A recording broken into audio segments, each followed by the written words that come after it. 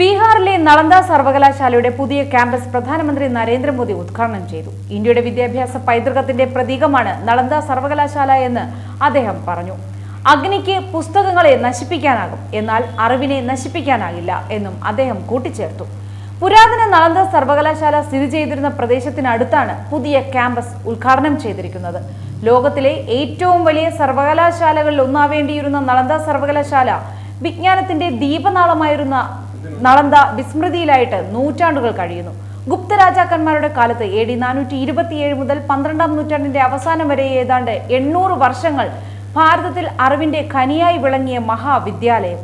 ആയിരക്കണക്കിന് ക്ലാസ് മുറികളും അഡ്മിനിസ്ട്രേറ്റീവ് ബ്ലോക്കുകളും അധ്യാപകർക്കും വിദ്യാർത്ഥികൾക്കും താമസിക്കാനുള്ള ക്വാർട്ടേഴ്സുകളും ലൈബ്രറികളും ലബോറട്ടറികളും കൺവെൻഷൻ സെന്ററുകളുമൊക്കെയായി 455 ഏക്കറിൽ പരന്നു വിരിഞ്ഞു കിടന്നിരുന്നു ആ വിദ്യാലയം. AD 637 695 ഇടയിൽ നളന്ദയിലെ വിദ്യാർത്ഥിയായിരുന്ന ചൈനീസ് തത്വചിന്തകൻ ഹുയാൻസാങ്ങിന്റെ യാത്രാ വിവരണങ്ങളിൽ നിന്നും ജീവചരിത്രത്തിൽ നിന്നുമാണ് നളന്ദ സർവകലാശാലയുടെ വിവരങ്ങൾ ലഭിക്കുന്നത്. തന്റെ മുറിയിൽ നിന്ന് നോക്കിയാൽ കാണുന്ന മലനിരകളെക്കുറിച്ചും പുലർകാലത്ത് ക്യാമ്പസ് ഗോപുരവും കെട്ടിടവും എല്ലാം കാർമേഘങ്ങളെ തുളച്ച് മുകളിലേക്ക് തള്ളി നിൽക്കുന്ന മനോഹര കാഴ്ചയെക്കുറിച്ചുമൊക്കെ ഹുയാൻസാങ് വിവരിക്കുന്നു. അതിൽ നിന്ന് തന്നെ എത്രമാത്രം ഉയരമുള്ള കെട്ടിട സമുച്ചയങ്ങളായിരുന്നു നളന്ദ എന്ന് ഊഹിക്കാവുന്നതാണ്. ഹുയാൻസാങ്ങിന്റെ വിശദീകരണങ്ങളിൽ മറ്റൊരു കാര്യം നളന്ദയിലെ അധ്യാപകരുടെ എണ്ണമാണ്. 1500-ലധികം അധ്യാപകർ നളന്ദയിലുണ്ടായിരുന്നു. ഇതിൽ 500-ലധികം അധ്യാപകരും 30 ശാസ്ത്രങ്ങളിൽ പാണ്ഡിത്യമുള്ളവരായിരുന്നു അത്രേ. 10 അധ്യാപകർക്ക് മാത്രമാണ് 50 ശാസ്ത്രങ്ങളിൽ പാണ്ഡിത്യമുണ്ടായിരുന്നതെന്നും ഹുയാൻസാങ് പറയുന്നു. നളന്ദയിൽ തന്റെ പേര് മോക്ഷദേവൻ എന്നായിരുന്നുവെന്നും ശീലഭദ്രൻ എന്ന ഗുരുവിന് കീഴിലാണ് പഠിച്ചതെന്നും ഹുയാൻസാങ്ങിന്റെ രേഖകളിലുണ്ട്. ലക്ഷക്കണക്കിന് വിദ്യാർത്ഥികൾ ഒരേ സമയം നളന്ദയിൽ പഠിച്ചിരുന്നതായി ടിബറ്റിയൻ രേഖകളിൽ കാണുന്നു. ടിബറ്റിയൻ തത്വചിന്തകനായിരുന്ന ധർമ്മശ്വമിന്റെ ആത്മകഥയിലാണ് 1200കളിൽ ഖിൽജിയും സൈന്യവും ചേർന്ന് നളന്ദ ചുട്ടരിച്ചതിനെ കുറിച്ച് വിവരിക്കുന്നത്.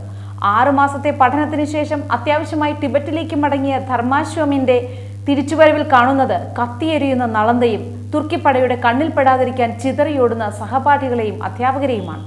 എന്താണ് നടന്നതെന്ന് പിന്നീട് ഒരു ദൃക്സാക്ഷിയിൽ നിന്നായിരുന്നു അദ്ദേഹം അറിഞ്ഞത്. AD 695 വിദ്യാഭ്യാസം പൂർത്തിയാക്കി ചൈനയിലേക്ക് മടങ്ങുമ്പോൾ 400 സംസ്കൃത ഗ്രന്ഥങ്ങളും 300 ബുദ്ധിസ്റ്റ് ഗ്രന്ഥങ്ങളും കുതിരപ്പുറത്ത് കയറ്റി കൂടെ കൊണ്ടുപോയതായി ഹുയാൻസാങ് പറയുന്നു. അത് നളന്ദയിലെ ധർമ്മഗജ് എന്ന പേരുള്ള ലൈബ്രറി ശേഖരത്തിലെ ഒരു തുള്ളി മാത്രമാണത്രേ. ചൈനീസ് ഗവൺമെന്റ് ഇന്നും ഈ ഗ്രന്ഥങ്ങൾ സൂക്ഷിക്കുകയും പഠനവിധേയമാക്കുകയും ചെയ്യുന്നുണ്ട്. ഗുപ്തരാജാക്കന്മാരുടെ കാലഘട്ടത്തിന് ശേഷം നളന്ദയിൽ ബുദ്ധ, സൂര്യ, ശിവ എന്നിങ്ങനെ 3 മഹാവിഹാരങ്ങൾ പണിതത് ഹിന്ദു രാജാവായിരുന്ന ഹർഷനാണെന്ന് ഹുയാൻസാങ്ങിന്റെ രേഖകളിലുണ്ട്. ഈ മഹാവിഹാരങ്ങളെ രാജകീയം എന്നാണ് അദ്ദേഹം വർണ്ണിച്ചിരിക്കുന്നത്. മഹായാനം, ഹീനയാനം എന്നീ 2 ബൗദ്ധ ശാഖകൾ, ചതുർവേദങ്ങൾ, ഹേതുവിദ്യ, ശബ്ദവിദ്യ, ചികിത്സാവിദ്യ, തന്ത്രവിദ്യ, അർത്ഥശാസ്ത്രം, സാഖ്യവിദ്യ, ജ്യോതിഷം, ജ്യോതിശാസ്ത്രം, ഗണിതം, രസതന്ത്രം തുടങ്ങിയ 50ഓളം ശാസ്ത്രങ്ങൾ ഇവിടെ പഠിപ്പിച്ചിരുന്നു. ചരിത്രത്തിൽ രേഖപ്പെടുത്തിയിട്ടുള്ള ഈജിപ്തിലെ അൽ അസർ സർവകലാശാലയും ഇറ്റലിയിലെ ബോലോഗ്ന സർവകലാശാലയും ഇംഗ്ലണ്ടിലെ ഓക്സ്ഫോർഡ് സർവകലാശാലയും ഒക്കെ നളന്ദയ്ക്ക് പിന്നിൽ മാത്രം വന്നവയാണ്.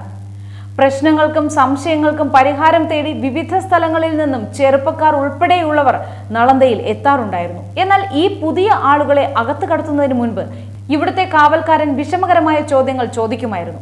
ഇതിന് ശരിയായ ഉത്തരം നൽകാൻ സാധിക്കുന്നവരെ മാത്രമേ അകത്തോട്ട് പ്രവേശിപ്പിച്ചിരുന്നുള്ളൂ. അപൂർവ പുസ്തകങ്ങൾ അടങ്ങിയ ഇവിടുത്തെ ഗ്രന്ഥശാല ലോക പ്രശസ്തമായിരുന്നു. മറ്റൊരിടത്തും കിട്ടാത്തതും പരിമിതമായ പ്രതികൾ മാത്രവും ഉണ്ടായിരുന്ന പുസ്തകങ്ങളും ഗ്രന്ഥങ്ങളും ഇവിടെ ധാരാളം ഉണ്ടായിരുന്നു. കൂടാതെ ഇവിടുത്തെ 10,000-ഓളം വിദ്യാർത്ഥികൾക്കായി 100 പ്രഭാഷണശാലകളും ഉണ്ടായിരുന്നു. വിദ്യാർത്ഥികൾക്കായി 12 വർഷത്തെ പാഠ്യപദ്ധതിയായിരുന്നു ഉള്ളത്. സൗജന്യമായി വിദ്യാർത്ഥികളെ പഠിപ്പിച്ചിരുന്ന സർവകലാശാലയ്ക്ക് സമീപത്തെ 100ഓളം വരുന്ന ഗ്രാമങ്ങളിൽ നിന്നായിരുന്നു ധനസഹായം ലഭിച്ചിരുന്നത്. ഓരോ വിഷയത്തിലും ആഴത്തിൽ പാണ്ഡിത്യമുണ്ടായിരുന്ന ആളുകളാണ് ഇവിടെ വിദ്യാർത്ഥികളെ പഠിപ്പിച്ചിരുന്നത്. കൂടാതെ ബുദ്ധമത ചിന്തകനും ആയുർവേദ ആചാര്യനുമായ നാഗാർജുനനും ഇവിടെ പഠിപ്പിച്ചിരുന്നു. 800 വർഷത്തെ ചരിത്രത്തിനിടയിൽ 3 പ്രാവശ്യമാണ് സർവകലാശാല ആക്രമിക്കപ്പെട്ടിട്ടുള്ളത്. എന്നാൽ 2 പ്രാവശ്യം മാത്രമേ അത് പുതുക്കി പണിതുള്ളൂ. സ്കന്ദഗുപ്തൻ ഭരിച്ചിരുന്നപ്പോൾ മിഹിറാക്കുളയാണ് ആദ്യം ആക്രമിച്ചത്. പിന്നീട് മുൻപുണ്ടായിരുന്നതിനേക്കാൾ മനോഹരമായി സ്കന്ദഗുപ്തൻ ഇത് പുതുക്കി പണിതു. രണ്ടാമതായി 7ാം നൂറ്റാണ്ടിൽ ഗൗഡകളാണ് ഇവിടം ആക്രമിക്കുന്നത്. ബുദ്ധരാജാവായിരുന്ന ഹർഷവർദ്ധനാണ് പിന്നീട് അത് പുതുക്കി പണിഞ്ഞത്. അടിമ വംശത്തിലെ രാജാവായിരുന്ന കുത്തബുദ്ദീൻ ഐബക്കിന്റെ സൈന്യാധിപന്മാരിൽ ഒരാളായ മുഹമ്മദ് ബിൻ ബക്തിയാർ ഖിൽജി സർവകലാശാല ആക്രമിച്ചു കീഴടക്കുകയും തീവയ്ക്കുകയും ചെയ്തു. 1193 ഇത് സംഭവിക്കുന്നത്. ഇവരുടെ ക്രൂരമായ ആക്രമണത്തിൽ ബുദ്ധസന്യാസികളെ ക്രൂരമായി പീഡിപ്പിക്കുകയും ജീവനോടെ കത്തിക്കുകയും ചെയ്തിരുന്നു. അധ്യാപകരെ മാത്രമല്ല, ഇവിടുത്തെ ഗ്രന്ഥശാലയെയും അക്രമികൾ വെറുതെ വിട്ടില്ല.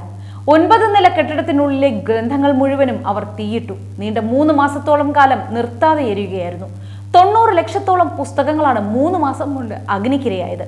ഇതിനുശേഷം സർവകലാശാല 100 വർഷം നിലനിന്നുവെങ്കിലും നശിക്കുകയായിരുന്നു. ഏകദേശം 1,50,000 ചതുരശ്ര മീറ്റർ വിസ്തീർണത്തിൽ ഇവിടുത്തെ അവശിഷ്ടങ്ങൾ വ്യാപിച്ചു കിടക്കുന്നു. എന്നാൽ യഥാർത്ഥ സർവകലാശാലയുടെ 90% ഭാഗങ്ങൾ ഇനിയും മണ്ണിലടിയിലാണെന്ന് കരുതുന്നു.